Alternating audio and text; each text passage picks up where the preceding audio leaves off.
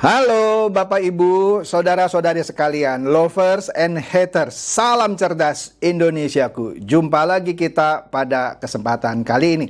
Bagi Anda yang belum subscribe channel saya, silakan subscribe channel saya, tekan loncengnya agar Anda dapat notifikasi setiap kali saya mengupload video-video saya.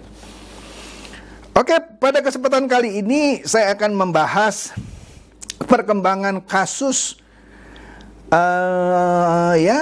penipuan binary option. Ya kan, binary option ada beberapa platform ya. Kalau yang Indra Kents itu platformnya Binomo. Kalau yang Doni Salmanan Quotex. Kalau yang Kapten Vincent itu Oxtrade. Nah, kita lihat yang dua pertama dulu deh ya. Yang Binomo dan Quotex. Tapi saya ulas dulu mengenai yang Quotex nih. Ternyata Doni Salmanan, afiliator dari Quotex ini, sudah sidang 2 kali. Yang kemarin adalah sidang yang keduanya ternyata.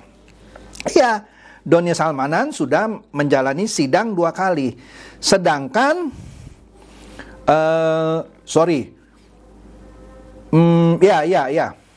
sudah 2 kali, betul. Sedangkan Indra Kents atau Indra Kesuma, afiliator dari binary option platform Binomo, hari ini sidang pertama. Padahal seingat saya yang lebih lengkap terlebih dahulu itu Indra Kents, kalau saya tidak salah ya, tapi whatever lah ya.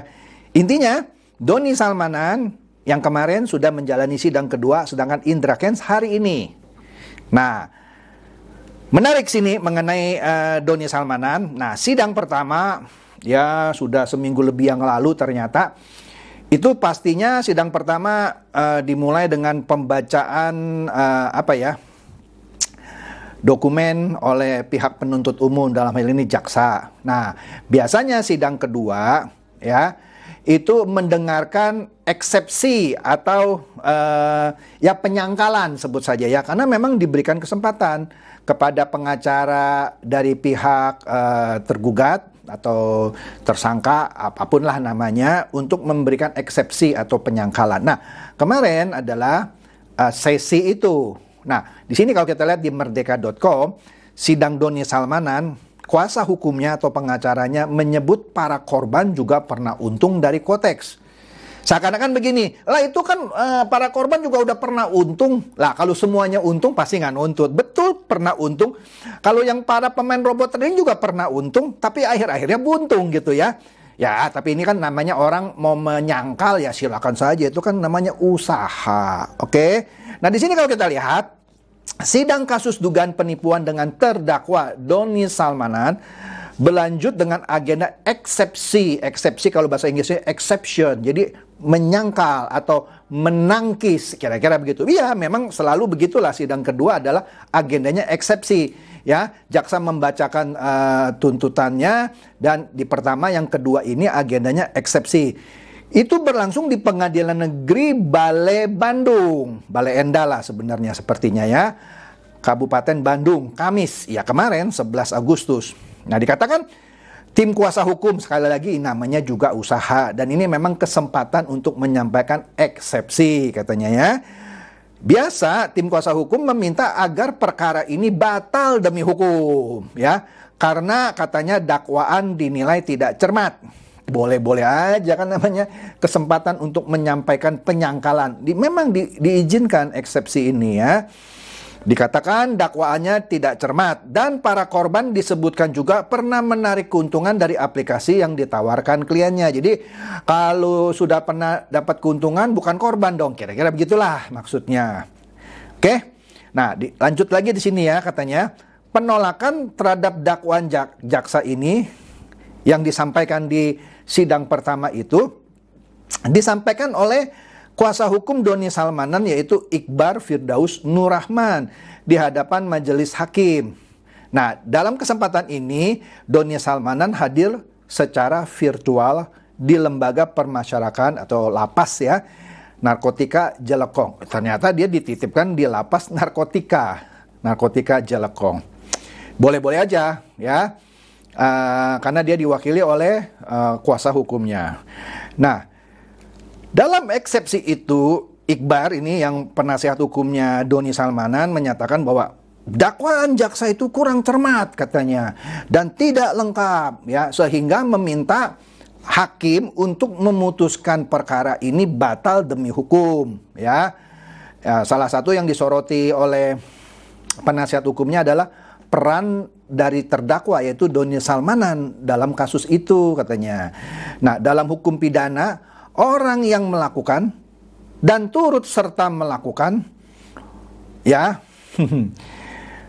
dikatakan di sini walaupun diklasifikasikan sebagai pelaku tindak pidana, namun sifat dan implikasi hukum masing-masing peran tersebut sangat berbeda. Saya tidak ngerti 100% sih bahasa hukum ini, tapi yang saya tangkap begini, bahwa orang yang melakukan mungkin maksudnya Doni Salmanan, dan turut serta melakukan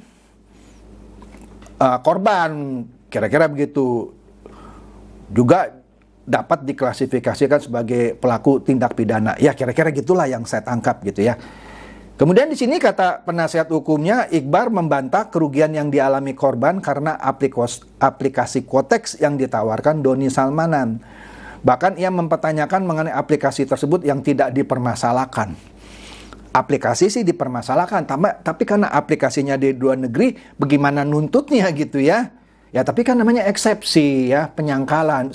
Itu hak dari si terdakwa melalui kuasa hukumnya. Jadi ya wajar aja gitu ya.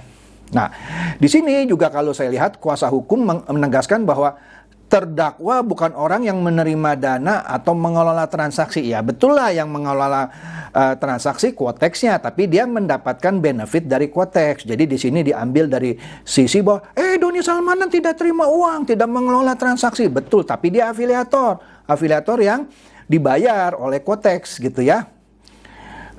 Dikatakan terdakwa hanyalah sebagai pihak yang mendaftar sebagai afiliator yang kemudian mendapatkan link pendaftaran pada Quotex ya.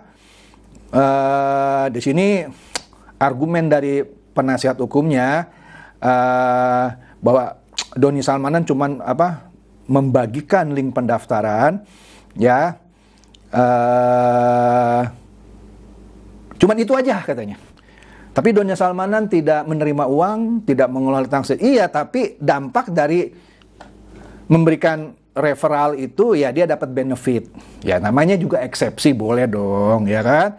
Jadi pokoknya kalau dalam eksepsi, pengacara berusaha sedemikian mungkin menyampaikan argumen-argumen supaya terdakwanya itu satu, misalnya bisa dimintakan untuk tidak bersalah sama sekali, atau kalaupun dinyatakan bersalah, tidak terlalu bersalah gitu. Ya namanya kan usaha, boleh. Ya. Kemudian kata pengacara juga terkait dengan para korban katanya ya. Yang di dalam dakwaan jaksa disebut korban, tapi kan mereka juga untung. Mereka juga bisa menarik keuntungan. Jadi berita yang menjelaskan bahwa para korban ini rugi ya, enggak 100% benar ya, karena ada yang sudah pernah menang narik dana. Iya sih, tapi kan secara total loss gitu ya. Ya tapi kan namanya eksepsi lah. Boleh. Nah, seperti yang kita ketahui, Doni Salmanan ini didakwa banyaklah pasalnya, tapi salah satunya atau salah beberapanya nih ya, pasal 45 ayat 1 junto pasal 28 ayat 1 Undang-Undang Republik Indonesia nomor 11 tahun 2008 mengenai Undang-Undang ITE. Kemudian ditambah dengan Undang-Undang Republik Indonesia nomor 19 tahun 2016 tentang perubahan itu Undang-Undang Republik Indonesia nomor 11 tahun 2008 tentang Undang-Undang ITE juga, ya kan? Kan nggak boleh itu ya, sesuai dengan aturan Undang-Undang ITE yang dilakukan Doni Salmanan itu salah. Oke.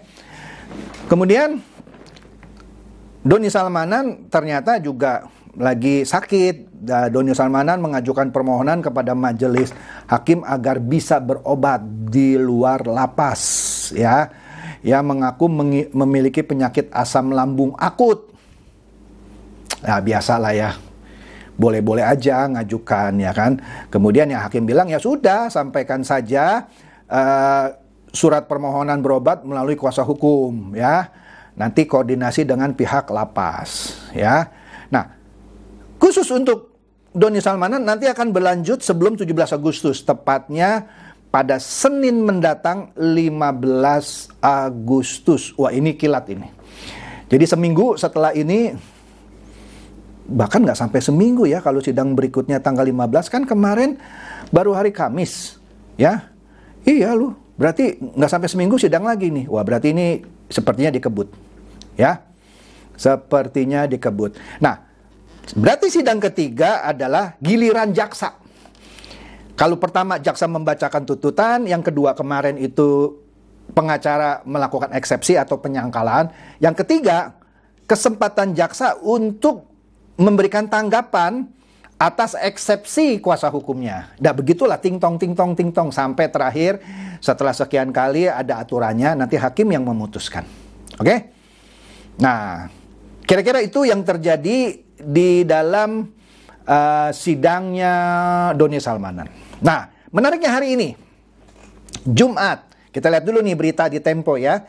Ini berita kemarin, hari Kamis 11 Agustus dikatakan Indra Kents disidang besok ya, hari ini. Nah, ada beberapa fakta mengenai perkara binomo gitu ya.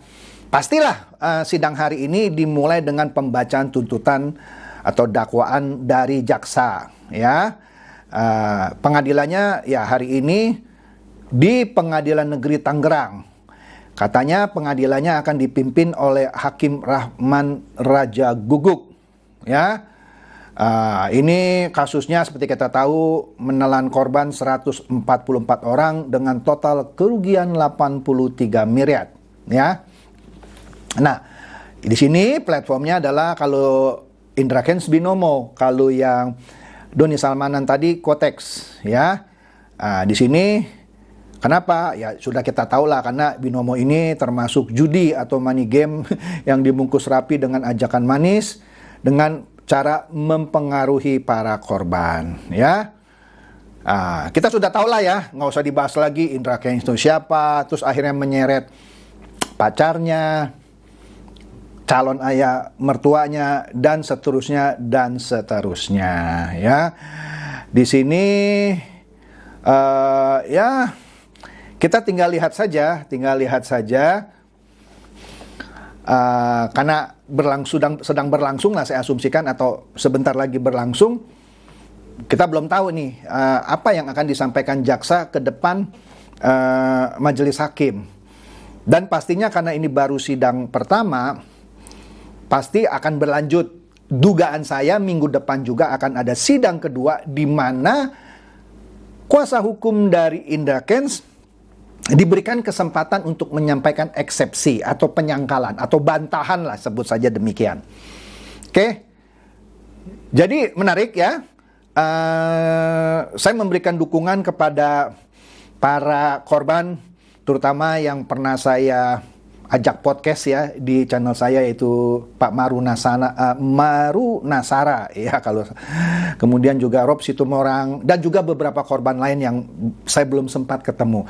Saya memberikan dukungan moral ya supaya tetap sabar, nantikan persidangan ini sampai pembacaan keputusan. Mudah-mudahan aset yang telah disita bisa dikembalikan kepada para korban. Kalau ini bisa dikembalikan kepada para korban, ini adalah tonggak sejarah. Yang mana selama ini penipuan-penipuan seperti ini aset selalu disita untuk negara. Tetapi mudah-mudahan kali ini seperti yang Pak Kabar Eskrim pernah katakan, akan dikembalikan kepada para korban. Nah, jadi kita lihat ending dari persidangan kasus binary option ini, baik platform Kotex maupun platform binomo. Oke, semoga ini mencerdaskan dan mencerahkan Anda semua. Silakan share video saya ini kepada teman-teman, sahabat atau kerabat supaya mereka tambah cerdas dan tercerahkan. Seperti biasa, terima kasih.